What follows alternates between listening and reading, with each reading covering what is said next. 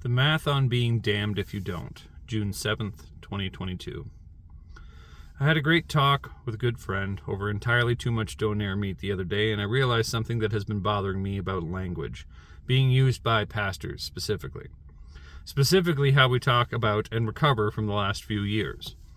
Many pastors of all opinionated sorts are parroting the same lines to explain and justify or excuse the decisions the churches have made and have had to make these last years. Paraphrased, we were damned if you did and damned if you didn't. And that there was no right answer or response to the big government mandating anything or viruses infecting anything, and all the anythings started to pile up so high that we decided to do nothing in response. That doesn't mean we did nothing at all, but it was the delicate balance of doing things that couldn't be cast in binary terms, of black and of white. Heaven knows that the real UV killing virus illumination would have changed things a bit, but hey, c'est la vie. When phrased as either doing one thing to offend one certain group and another to offend another certain group, it can seem impossible to do anything but the bare minimum of risk and compliance. To comply with those that comply and to bear all things like the love we espouse. But without sounding like there is a third way, there is an often neglected practice of having principles. A principled man is just as susceptible to a wrong decisions as a liberal or a passionate man, but the principled man has one advantage. He trains for the battles of the mind ahead of time, and while caught by surprise, he is never caught unprepared. When we zoom in to the level of a pastor facing the decisions that they did, to open or close a church, to mask or unmask, to socially distance or to gather, to venture online or to remain in person. These decisions on the surface can seem vague enough from a moral standpoint to allow for both ways to be right enough to pursue under the guise of each being the lesser of two evils compared to the other. But are they? A principled man would have learned about the devastating effects of facing a logical problem that isn't going to try to hit him, but is going to hit him without trying. In the famous words of one of the best boxers in the world, Mike Tyson, everyone has a plan until they get punched in the mouth.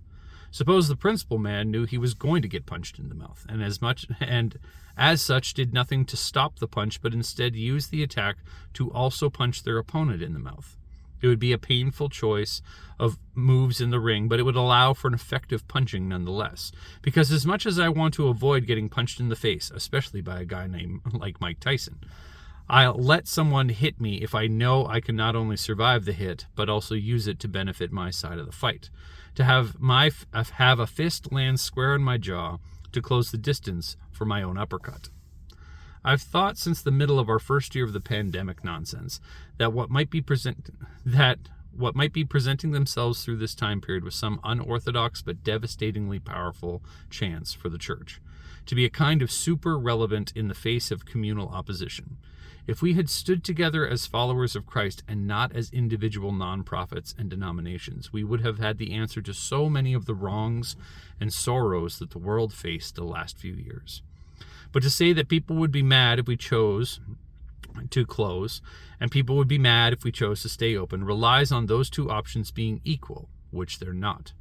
The world is a fundamentally better place with churches being open because of the death-proof gospel we proclaim there, which brings us full circle to the being damned if you do part of this piece, because at the end of the day, the founding principle of all Christendom is that we are, in fact, damned. For by works of the law, no human being will be justified in his sight, since through the law comes knowledge of sin. But now the righteousness of God has been manifested apart from the law, although the law and the prophets bear witness to it. The righteousness of God through faith in Jesus Christ for all who believe. For there is no distinction, for all have sinned and fall short of the glory of God. And all are justified by his grace as a gift, through the redemption that is Jesus Christ, whom God put forth as propitiation by his blood to be received by faith. This was to show God's righteousness, because in his divine forbearance he had passed over former sins. It was to show his righteousness at present time, so that he might be just and the justifier of the one who has faith in Jesus. Romans 3:20-26, English Standard Version. The math of trying to save just one person from a virus only to have another person who would have come to your church but instead stayed home, and in doing so was never preached the gospel unto repentance and salvation, is a moot point in its sum. Saving a Christian's life, even less so.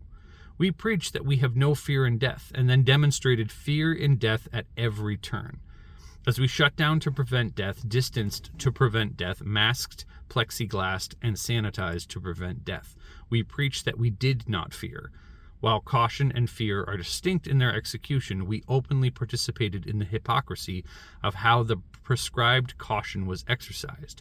How many singers on church stages kept their masks off to sing over to a masked congregation? Did their exceptions for performance or clarity from the stage somehow not contribute to the death we were preventing? How many more masks were improperly disposed of or stored or reused? No one actually took the mandate seriously. If we did, we would be in masks and buildings that actually prevented viral transmission. The problem with principles is that they damn those without them.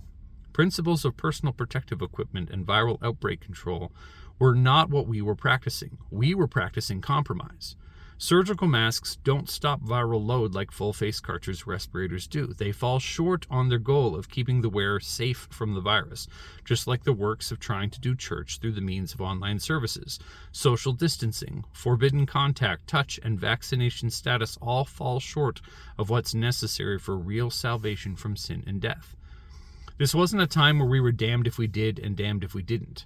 This was a chance for the church to be the only community of people in a time of isolation, the only example of courage in a time of fear, the only place where the image of God was not covered up by created things, the only place where principles existed in an ever-changing landscape of moving goalposts, graphs, and statistics. This was a time for the church to be what the church was, with no apology, excuse, or compromise, open to all but defined by one defining principle. What is the church at its core? Saved from sin and death by the gospel it preaches.